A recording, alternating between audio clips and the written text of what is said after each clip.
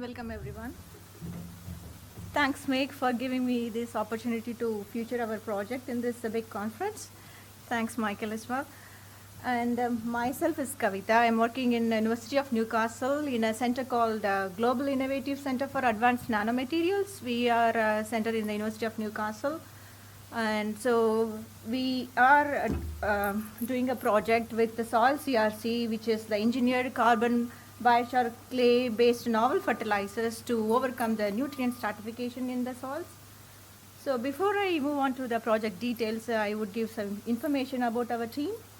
So University of Newcastle is leading this project, and Professor Ajay Vinu is the project leader, along with collaborating partners from different institutions such as New South Wales DPI and Wagga University, and also the Want FA.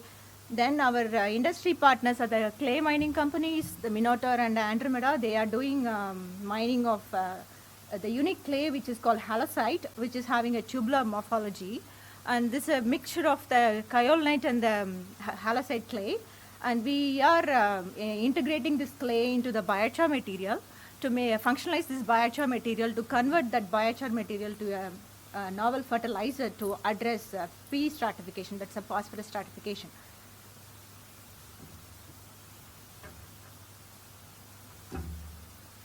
Yes, so here you can see about our outputs and the milestones, and we are progressing well based on the proposal and the agreement we signed. So we have completed all the milestones on time, except the PhD students, like they have started late due to the visa problem. So they will be doing another 2 more years with this project, even though the project will be closing by end of this year. So we are the 5 members working on this project. So the overall purpose of this project is to develop a safe and a cost-effective biochar-based fertilizer material to address the P stratification. So we all know that the P is deficient in most of the Australian soils. As we are looking to design the material to mitigate the problem with the P stratification. So the long-term objective is to overcome to increase the productivity and the yield. So I don't want to say much about this phosphorus cycle in the soil. We all know about this one. So I can move to the next one. So which is most of the Australian soils are deficient soil. So there are multiple evidence that soil is having the rich phosphorus in the top soils and the very less P levels in the deep layers, which is from more than 10 centimeter. So we are dealing this project to design a project that could mitigate this issue. So the phosphorus stratification is nothing but the simultaneous presence of the top layers with the rich P levels and the deficit P levels in the deeper layers. So you can see in the literatures and in the reports, you can see that you have a P stratified in different layers. So both with the total phosphorus levels and also with available phosphorus levels. Like scientists and researchers have sampled the multiple points all across Australia, and they have found that this is a very serious issue that we need to look upon to increase the yield.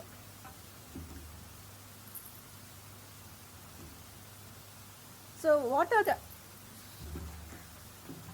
the reasons for the stratification? So we are applying, we can say that to oversupply the nutrients into the P, oversupply of the P fertilizers into the soil, which is sitting on the top of the soil, because you know that the P nutrient is immobile one which cannot reach the subsurface layers. So that is one of the reason. And also so we are hearing from Professor Jim today morning, we started the no tillage practices from long back. So the fertilizer is not mixing up with between across the layers, and also the residues are not decomposed adequately. So these are the reasons, the multiple reasons which causes the phosphorus to be stratified in the layers of the soil. So some of the soils having this P can be reactively binding with the minerals present in the soil. For example, in the acidic soils, it can react with iron or aluminum or manganese, and in the alkaline soils, it can react with calcium or magnesium, so that it will be fixed or soft, so that it will not be available to the plants.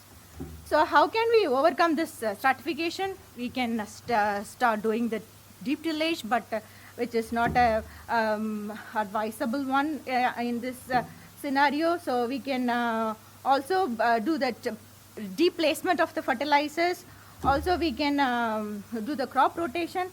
But we are focusing on this, the fourth one, which is the developing the organic based fertilizers, that is the biochar based fertilizers. So we to focus mainly on the soils which is suffering from the no tillage or the minimal tillage practice.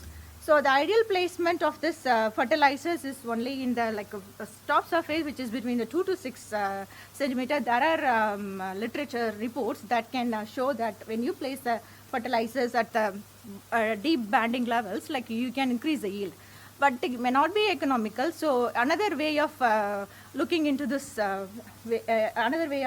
another strategy for this one, you can develop the alternative fertilizers which can deal this issue. So how we are going to do it? So if we reduce the size of the fertilizers into a nano level, so it can reach the deep layers. So that will address this P stratification issue. So why we are taking the biochar? So biochar is widely reported as an organic amendment with multiple benefits, but biochar as such is not having the fertilizer value. So we need to modify or functionalize this biochar to convert that as a fertilizer. So how we can convert that? We have to use some agent which is toxic or less cost and naturally available. It should be abundantly available. So the clay is one among that material. So we can there are plenty of clays available. It can functionalize the biochar materials that can convert, will help the biochar to hold the more amount of nutrients into it. So in integrating the biochar and the clay, so you can absorb the more amount of the nutrients such as the phosphorus one, then that can be used as the phosphorus based fertilizers for the soil applications. So we have tried different range of clay materials in our projects, which is such as halloysite.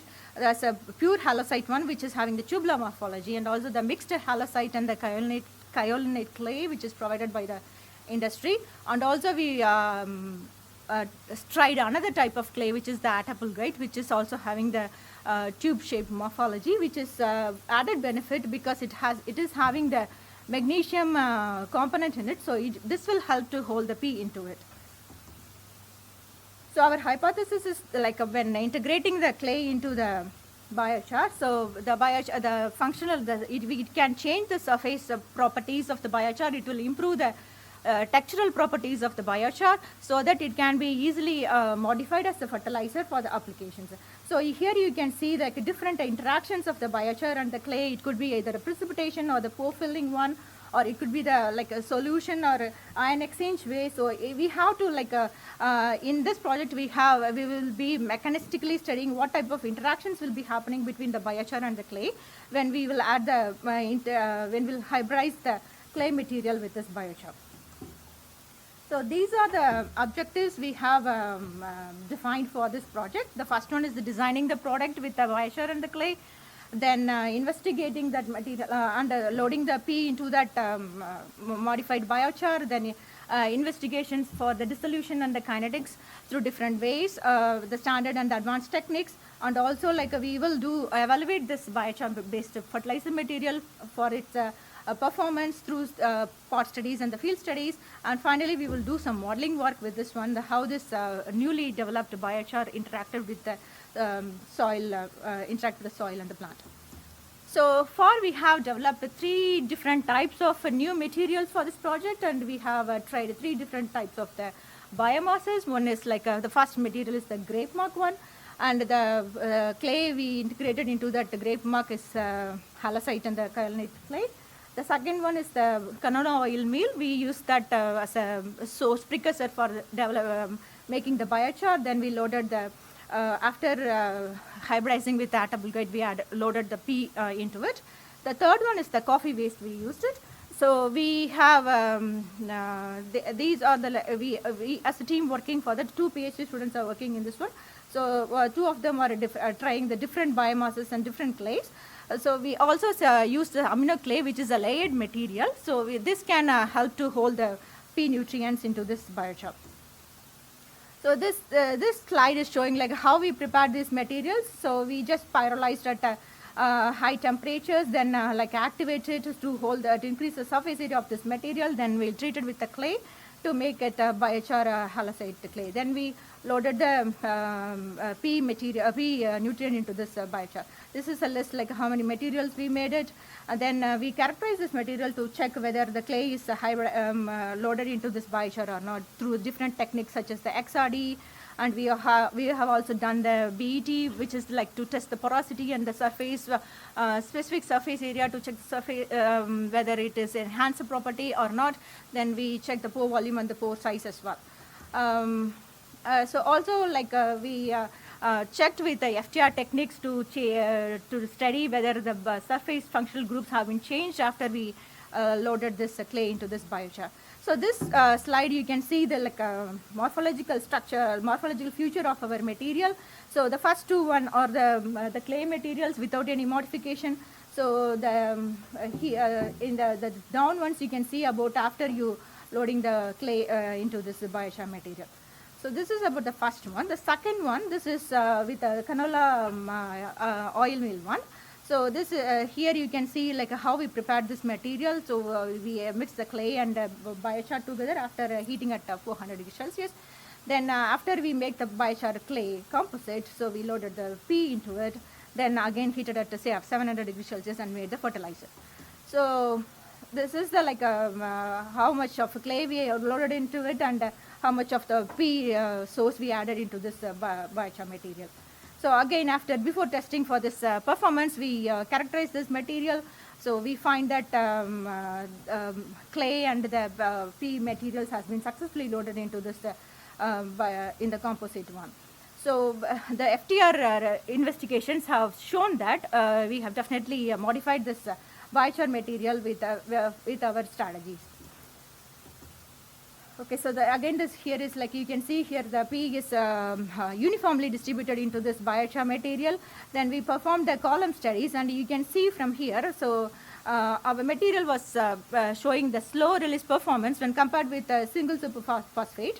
So when we load the clay at two different concentrations, when we load at 500 milligram, which is the ATP 500 is the 500 milligram of the clay into the material, so which showed that promising results, like it was showing a constant slope release when compared to this MAP, the commercially available fertilizer. So the final material is the one which is prepared from the coffee waste. So this is the activated one. So the reason for activation is to hold the more amount of the P nutrient into it. So this slide is showing how we prepared the material. So this one is like involving quite a long number of steps, but now the Arish is reducing the steps to make it like feasible for the large scale production. Since like it is having a more number of steps, it cannot be like this will be having a hindering effect in the large scale production. So now Arish is working on how to reduce the steps and making in few like a simple straightforward methods. So here, like you can see here, like these are the different XRD patterns with pure clay and then biochar without any modification and biochar after the modification. Then finally the amino clay loaded materials. So here the small peaks shows the presence of the amino clay modification into this material. So here again the SEM morphology for this the third material. So you can see this one. So we tested the adsorption after this amino clay modification. So it is showing the good adsorption. And we have fitted with the different models, like it was showing both the multi-layer adsorption and the monolayer adsorption. So you can see it here, the adsorption parameter, like efficiency was higher when compared with other reported studies. So we tried with this water and also with this citric acid. So here you can see it can fit very well with this the first order and the other model. So here we have done this SEM before and after the modification. So you can see here the material we developed holds like a 9% of the phosphorus in it. So after the release study, you can see that it's released one. So here in this slide, it showed that our material was performed better than the other ones. So we are still like doing the functionalization to enhance the performance. Then we will do the column studies. Then we'll go on to the pot studies. Okay, to summarize this, like we have successfully developed 3 or 4 type of materials for this project with a different type of the industrial and agricultural waste and with a different type of the clay materials. Then we successfully characterized all those things. Then we demonstrated the slow performance. Then again we will continue more studies with that before we move on to the large scale production and also the pot trials and the field scale production. So this is the future work we are proposing it. Like, so we will focus on the stratification studies with this developed materials in the upcoming days. Thank you, everyone.